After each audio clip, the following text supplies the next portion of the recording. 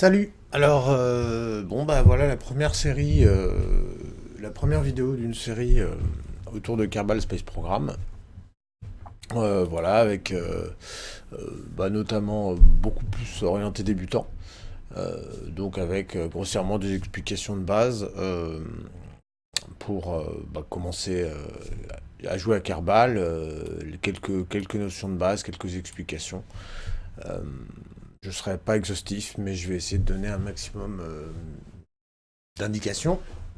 Donc ce que je vais faire, c'est commencer bah, une partie en mode science, à zéro, et puis aller doucement, faire des vidéos assez courtes, en sachant que il peut être utile à certains moments, peut-être je penserai à le préciser, mais de prendre vraiment des notes sur certains chiffres, certains éléments, euh, parce qu'il y a certains points clés. Mais bon, au pire, re-regarder la vidéo, enfin bon. Alors, tout ceci est fait à l'arrache, ce sera fait sans montage. On va faire d'une traite. Mais on va essayer de donner un maximum d'informations pour ceux qui débutent à Kerbal et qui ont envie d'avancer dans ce jeu magnifique. Alors, donc on va commencer une nouvelle partie qu'on va appeler YouTube, tout simplement, puisqu'on va mettre cette série de vidéos sur YouTube. La partie s'appellera YouTube. On va la jouer en science parce que la carrière est vraiment hardcore. Euh, la science est à mon avis, enfin en tout cas moi, ma manière préférée de jouer à Kerbal. Voilà. Alors je suis vraiment loin d'être un professionnel de Kerbal, hein. Il y a vraiment des meilleurs joueurs que moi. Mais bon, comme il y a assez peu de tutos présents sur Internet et que bah, je trouve ce jeu que j'adore mérite quelques explications, je vais au moins donner les éléments que moi je maîtrise. Voilà. Donc on va prendre... voilà. Donc c'est parti. Je vais essayer de découper ça en vidéos courtes. Je vais surveiller le temps. Je n'ai pas idée précisément du temps que je vais faire par vidéo. Je vais essayer de faire des vidéos courtes. On verra en fonction des étapes. Bon, alors en mode science, donc on n'a aucune problématique financière. On est tout de suite sur une problématique de science. Il faut prendre du point de science. Donc je vais essayer de vous donner en gros au moins les bases pour lancer une partie, prendre rapidement du point de science. Alors, bon, bah, la première chose à faire, hein, au début, c'est vrai qu'on part avec vraiment bah, rien, hein. On a un booster. Un booster, c'est un moteur, en fait, c'est un réservoir et un moteur d'un bloc dont on ne peut pas contrôler la vitesse ni la puissance. Donc, il va effectivement permettre de décoller une fusée, de faire décoller une fusée. Enfin, vraiment, on part avec bah, rien, quoi, hein, voilà. Un parachute, quand même, ce qui permet de pouvoir éventuellement envisager de redescendre sans mourir. Et encore, c'est même pas sûr, puisque je suis même pas sûr que le parachute porte euh, le pod, c'est-à-dire là où on met le pilote et le. Alors peut-être pour donner des informations de base, là on est dans le hangar. Ah oui, j'aurais peut-être dû commencer par une présentation globale du jeu, d'ailleurs ce que je vais faire. Donc là on est dans le Space Center, c'est-à-dire que là on voit l'ensemble de nos installations. Euh, donc on a à droite là la station radar qui permet de voir euh, tout le système solaire ainsi que tous les vaisseaux qu'on a à droite, à gauche, les drapeaux, enfin grossièrement qui fait le bilan, qui permet de voir l'ensemble des choses qu'on a dans le système solaire des vaisseaux. Donc là, à l'occurrence, on n'a rien puisqu'on vient de commencer. Mais c'est ici qu'on va éventuellement décider bah, de reprendre le. C'est ici qu'on va, quand on aura plusieurs vaisseaux, des bases spatiales, des choses comme ça, c'est là qu'on va choisir l'objet qu'on veut aller utiliser, qu'on veut contrôler. Voilà. Donc ça, tout ceci se joue au niveau du Space Center, je sais pas d'ailleurs comment ça s'appelle, mais bon, bah, de la zone de radar, quoi. Donc on constate, bon, bah voilà, hein, que ça se joue dans un système solaire. Quand on dézoome, on voit le Soleil. On a donc Kerbin, qui est donc la Terre, hein, qui est de là d'où on part.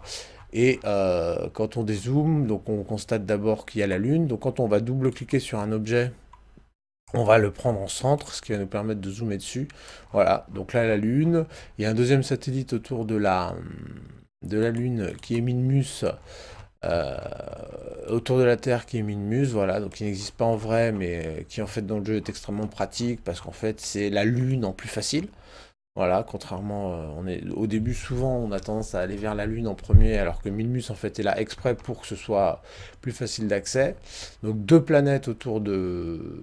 satellites autour de la Terre, que sont la Lune et Minmus. Ensuite, si on s'écarte encore un peu, on voit apparaître ces points d'interrogation, qui sont en fait des astéroïdes. Et donc si on accélère le temps, alors pour ce faire, j'utilise moi sur un clavier AZERTY les touches virgule et point virgule pour accélérer le temps. Et donc quand on accélère beaucoup le temps, on va se rendre compte que les astéroïdes s'éloignent, s'approchent de la Terre, qu'on en croise, puis on s'en éloigne. Donc grossièrement, si vous avez un projet avec un astéroïde, il peut être intéressant de mettre un bon coup d'accélérateur. Et vous voyez par exemple là, de freiner un bon coup et de se dire ah bah tiens là j'en ai un qui est pas trop loin de la Terre, je pourrais aller faire quelque chose. Vous voyez, il est même il se situe ah, mais il a disparu. Voilà. Non, si, il y en a un là. Qui se situe à quelle distance? Enfin bon, on s'en fout. Donc voilà, donc là ce sont ce qu'on appelle des astéroïdes qui grossièrement s'éloignent, s'approchent, puis s'éloignent de la Terre. Donc au fur et à mesure qu'on avance, ils vont avoir tendance à s'éloigner, disparaître. Ils ne sont pas stables, contrairement aux autres objets. Voilà. Donc là nous avons Kerbin, je l'ai dit, la Terre, voilà, on s'éloigne, les lunes, hop, les astéroïdes qui apparaissent. Voilà, si on s'éloigne encore, on voit apparaître l'ensemble du système solaire avec enfin vous verrez tous les noms des planètes, en sachant qu'à chaque fois il suffit donc de double-cliquer sur un objet pour le centrer dessus et pour pouvoir aller zoomer, regarder un peu voilà, ce qui fonctionne aussi avec les fusées. Si vous avez des fusées en orbite autour du Soleil, vous pouvez double-cliquer dessus et vous en approchez avec à chaque fois les lunes associées à ces objets, à ces planètes, avec elles ont toutes, je crois, des satellites. Enfin bon, vous pouvez donc à partir du centre de radar, du centre de contrôle, je sais pas comment ça s'appelle, ou centre de communication, faire un peu le tour de du système solaire, tous les objets qui tournent autour, que ce soit les planètes, leurs satellites, vos fusées, enfin voilà. Donc voilà. Pour ce qui est de cette petite zone de radar, on a donc en mode science des choses, donc ça c'est vraiment important.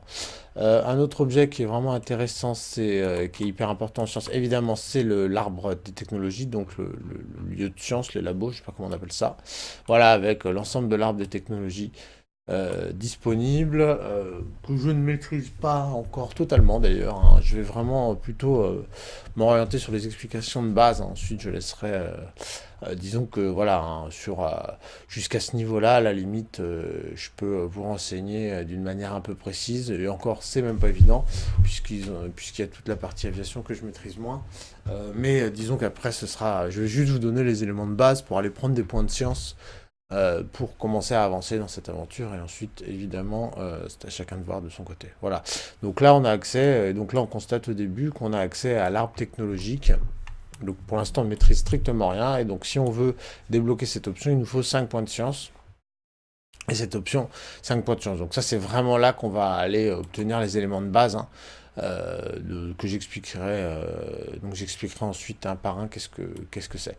Voilà, donc ça c'est la science, c'est ici. En mode science, les autres endroits, alors là le hangar pour les avions peut avoir un intérêt en science. Je ne ferai pas d'avion dans ces vidéos, ou en tout cas pas à court terme, pas tout de suite, pas aujourd'hui. Voilà, donc ça c'est le hangar pour les avions, donc voilà, juste pour information. Et donc on va aller à l'endroit essentiel qui nous intéresse. Alors non, d'abord on va parler du pas de tir, mais juste au moins pour l'indiquer, pour grossièrement faire une visite. Donc sachant que quand on est ici, des fois il peut arriver que quand vous êtes sur cet écran, vous soyez dans le noir, donc une chose qui permet d'accéder, vous voyez, il y a écrit Warp to Next Norming, c'est-à-dire accélère le temps jusqu'à la prochaine matinée. Voilà, vous voyez. Donc des fois quand vous arrivez sur cet écran et qu'il fait nuit, vous cliquez là-dessus et vous arrivez automatiquement au prochain lever de soleil. Voilà, et donc là nous avons le pas de tir, donc si on veut on peut, ah ben non, comme il n'y a pas de vaisseau dessus, on ne peut pas y accéder, mais là c'est de là qu'on va envoyer nos fusées. D'accord. Et donc là, c'est bien l'essentiel de ce qui nous intéresse, c'est-à-dire le vehicle, le VAB, je crois, Vehicle Assembly Building, Le VAB, c'est là qu'on va fabriquer nos fusées, c'est là qu'on va passer l'essentiel de notre temps quand on sera sur Kerbin. Voilà, donc maintenant passons aux choses concrètes. Les premiers points de science à prendre sur Kerbal vont consister très simplement alors il faut... hop, je vais couper le son. Hop. Vont consister très simplement à prendre un pod, à le mettre sur le pas de tir et à faire les démarches de base qu'ensuite on va faire un peu partout, sur toutes les planètes et compagnie, mais on va dans un premier temps tester ces manœuvres qui vont nous servir à faire de la science, en tout cas avec l'absence totale de matériel de science. Donc là vous voyez qu'on est sur le pas de tir, voilà, le fameux pas de tir, vous voyez, là si on peut se remettre en vue... voilà, mais ce coup-ci, on est avec notre petit pod dans lequel il y a un pilote. Donc ce qu'on va faire là, on va commencer à faire de la science. Donc les éléments de base de la science qu'on va ensuite refaire partout. Donc c'est intéressant de prendre le temps d'expliquer. C'est de faire un rapport d'équipage tant qu'on est encore dans le vaisseau. D'accord? Donc c'est quelque chose qu'on va faire partout, on peut faire sur les différents biomes de la Terre, sur des différentes planètes, qu'on soit en orbite autour des planètes, qu'on soit en atmosphère basse, en atmosphère haute. Grossièrement, ce qu'on est en train de faire là, c'est quelque chose qu'on va faire partout. Le principe sera toujours le même. Donc c'est intéressant de l'expliquer déjà sur le pas de tir. Donc on va faire n'importe où, on va faire ce qu'on appelle un crew report, c'est-à-dire un rapport d'équipage. Voilà. Et donc là en l'occurrence, nous rapporte 1,5 point de science. On nous propose de transmettre à notre base.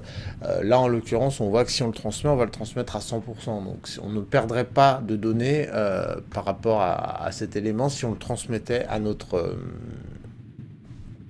je sais pas, au laboratoire, quoi, je sais pas qui d'ailleurs, mais si on transmettait les données, nous ne perdons rien, on perdrait pas de science. Donc ça revient exactement au même de le garder ou de le transmettre. Ok, l'avantage éventuellement à le transmettre quand on se retrouve sur des missions où on va avoir beaucoup de science, c'est de ne pas avoir à stocker, parce qu'on a une limite en quantité de données stockées, donc ça peut être intéressant parfois de transmettre. Bon là sur une mission comme ça, on va faire ce qu'on va faire l'essentiel du temps, c'est de garder les données. Quoique, vraiment transmettre, vu que c'est à 100%, il y a zéro perte, ça revient exactement au même de transmettre les données ou de les garder. Voilà. Donc là en l'occurrence, on va les garder.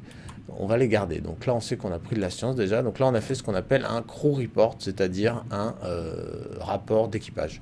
Donc on peut, si on veut, en cliquant du coup, ce qui n'apparaissait pas juste avant, cliquer ensuite, maintenant qu'on a fait un crew report et qu'on l'a conservé, on peut review report, c'est-à-dire à voir quels sont les rapports dont nous disposons. Et donc nous voyons que nous avons fait un crew report from Launchpad, donc sur le Launchpad.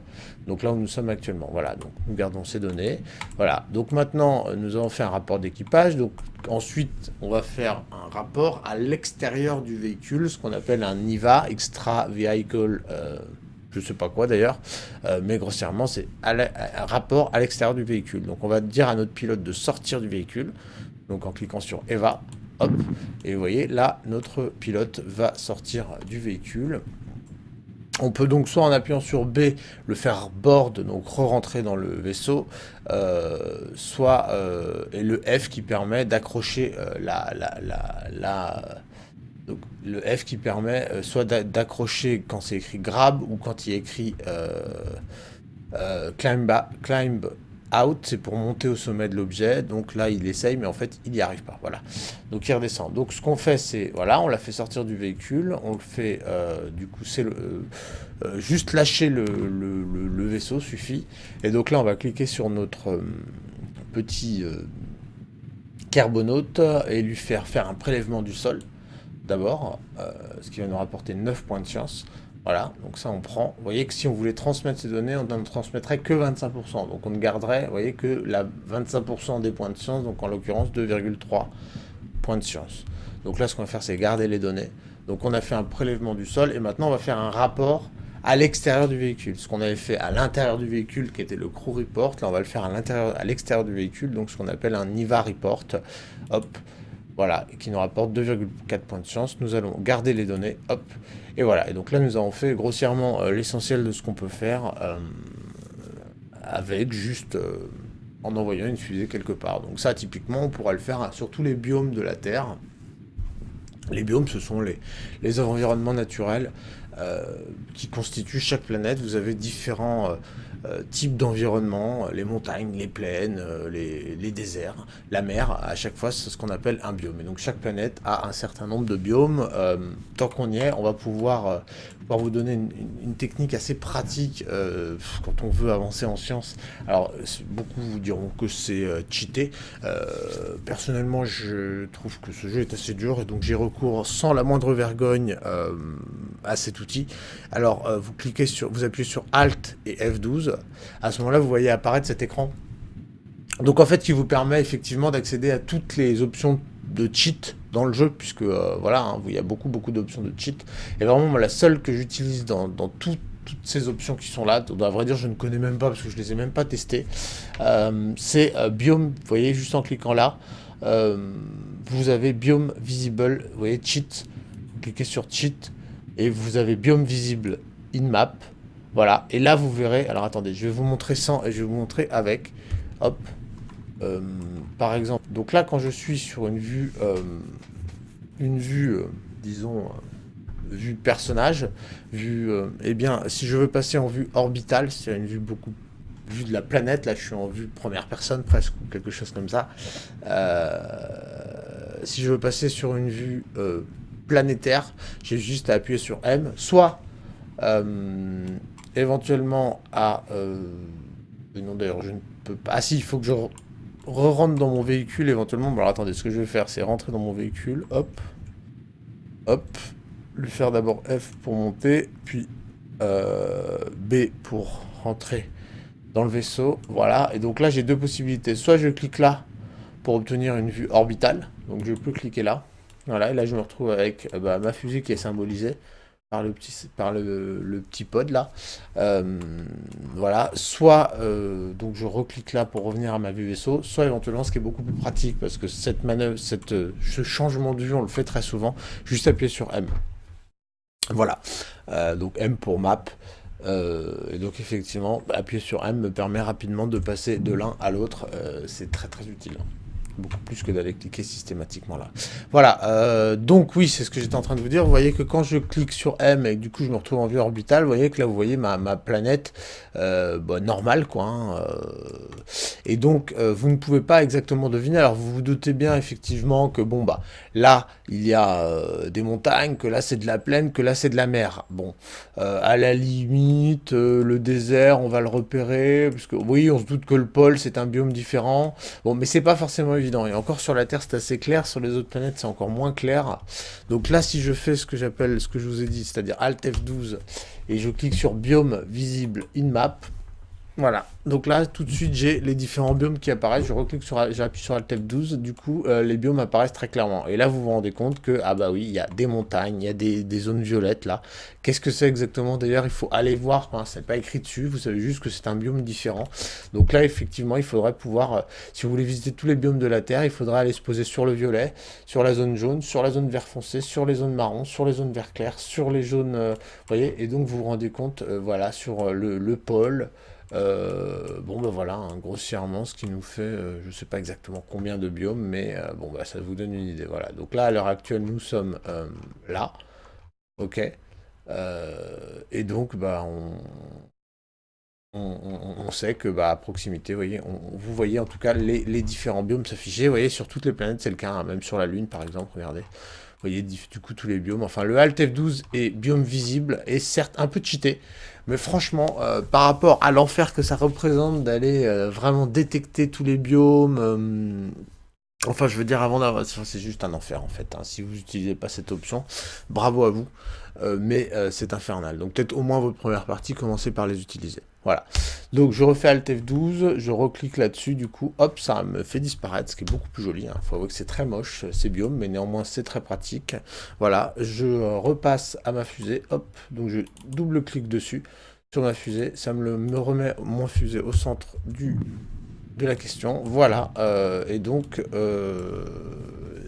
ce que je viens de vous montrer, c'est-à-dire le crew report, l'IVA report, et ben il faut le faire Et d'ailleurs, l'ensemble des expériences scientifiques, il faut les faire sur la totalité des biomes, en théorie, de chaque planète. Enfin, à chaque fois que vous allez les faire sur un nouveau biome, vous allez prendre encore du point de science. Alors que là, si je refais ces expériences là où je viens de les faire, je ne prendrai pas de point de science. Voilà. Donc maintenant que j'ai fait un IVA report, c'est-à-dire un rapport à l'extérieur du véhicule, un crew report ici, que j'ai fait un prélèvement de sol, eh bien écoutez, j'ai grossièrement fait l'ensemble de la science qui était à ma portée. Et donc eh bien, ce que je vais faire là, c'est récupérer mon vaisseau en cliquant là-haut, Recover Vessel, et du coup, on va le voir, vais gagner des points de science, qui vont ensuite me permettre de débloquer, vous voyez, là j'ai pris 12,9 points de science, bon, ça veut pas dire grand chose, parce que c'est beaucoup et pas beaucoup, c'est beaucoup parce que ça me permet de débloquer des objets importants, mais en même temps c'est très faible, puisque... je vais vous montrer. Donc là, voilà, je récupère mes objets. Hop, ça me permet, vous voyez, certes de débloquer ces objets, parce que là, ça me prend 5 points de chance à chacun. C'est pour chaque option, là, j'ai 5 points de chance. C'est en plus des objets hyper importants que je vous expliquerai dans la prochaine vidéo. Mais vous vous rendez compte que si vous voulez aller débloquer les dernières choses, c'est 1000 points de chance. Donc vous comprenez que... bon, bah, c'est pas... c'est 5 points, 12 points de chance, c'est rien, mais en même temps c'est beaucoup parce que ça me permet de débloquer ces options. Mais ça, je vais vous le montrer dans la prochaine vidéo, expliquer un peu qu'est-ce qu'on débloque et qu'est-ce qu'on fait avec ça, et on va voir la suite de cette carrière en sciences. Voilà, bah, merci d'avoir regardé cette vidéo, et puis à très bientôt.